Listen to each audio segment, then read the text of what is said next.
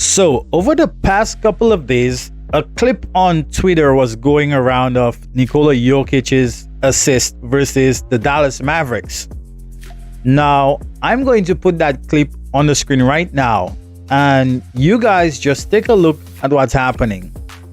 Look at some of the egregious assists that the NBA rewarded Nikola Jokic with. Now, I'm going to cut the video for a second, and I'm going to put up the definition of an assist according to the NBA, the official definition. All right, so it says here, an assist is a pass that directly leads to a basket, but only if the scoring player demonstrates an immediate reaction toward the basket after receiving the pass. That's fine. The receiver catches the pass. There should not be a long delay before he scores the basket. It goes on to say, this involves some subjectivity. What does that mean? It means that we have eyes, we have a brain, we have brain cells. We can assess whether a pass directly led to a basket or if it didn't. Again, look at some of the clips once again. We can tell that most, if not all of these, did not lead directly to the basket. Now back to the definition. It says, an assist can be awarded even if the receiver takes a short dribble before scoring. Fine. Provided the scorer's continuity or intention toward the basket isn't broken and the pass still led directly to the score. That's fine. It says here, examples of no assist. If the receiver has to take multiple dribbles. What does multiple dribbles mean? How many dribbles? Again, they did not lay out an exact amount, and I'm fine with that because we have our brain to give us a subjective definition of whether a basket was mostly self-created or whether the pass played a big part into scoring that basket. We can see for our eyes and we can judge that. But the problem with the NBA is we have home scorekeepers who goose the numbers and give their home players favorable assists. It happened for John Stockton. It happened for Michael Jordan in his steals and blocks. And it's happening here with Nikola Jokic. Now, it says the receiver has to make multiple dribbles, then it's not an assist, or if he makes significant moves. If we look at the video again, there are lots of plays where the receiver is receiving the pass and he's doing a lot of self-creation or significant moves. If that happens, then the pass no longer directly led to the score, and that's not an assist. But here, we see so many of them being rewarded as assists. Now, I'm glad all of this came out and it went viral on Twitter because it has led to a discussion, I think, which is long overdue when it comes to the NBA. And that discussion is the way we analyze the game using PRABS. And by PRABS, I mean points, rebounds, assists, blocks, steals.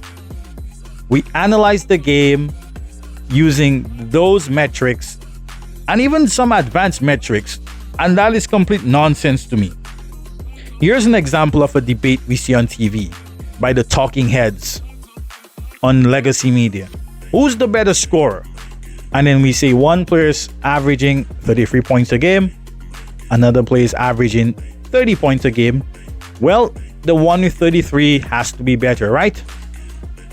See, that's how the game has been discussed for years by the Stephen A. Smiths, the Skip Bayless, Michael Wilbons on legacy media like Fox and ESPN. There's no consideration whether the player who's averaging 33 points a game took more shots, is playing more minutes per game, and is scoring way less efficiently. But because his number is higher, 33 is more than 30, so he's the better scorer, right? Another example, who's the better passer or playmaker? Well, one player averages 10 assists per game, Another average is 7. So, hey, the one with 10 is the better passer or playmaker, right? No consideration whether that player with more assists has better teammates who are capable of scoring and the player with less assists who has less capable teammates. No one checks if the numbers are goosed like we see in the video right there. It's just higher number equal better. Now, when it comes to Nikola Jokic, I don't want this to be a knock on him because he's one of the better passers in the NBA. However, Nikola Jokic stands were trying to push this narrative a few years ago that because of his assist numbers, he has surpassed the likes of LeBron James, Steve Nash, Magic Johnson as some of the best passers ever. He has surpassed them.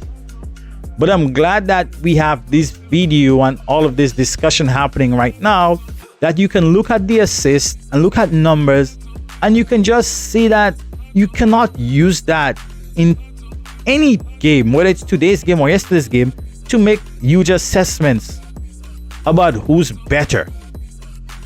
So let's say Nikola Jokic was playing with a point guard who's more of a natural playmaker and a better passer than Jamal Murray is. Then that means Nikola Jokic's numbers would be down. Because let's say he's playing with Luka Doncic, for example. His assist numbers would be down. Does that mean that he's not a good passer as we see now? No. That just means he has less assists because the circumstances are different.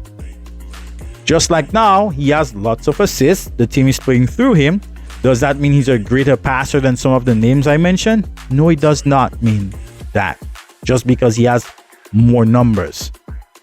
So I hope that can be a lesson to us that we need to calm down when we see numbers in today's games. Stop evaluating the game of basketball using numbers. One of the best quotes in basketball I've heard in a long time is this: basketball is not a science. It is not math. It is art. And we need to start treating the game like it is.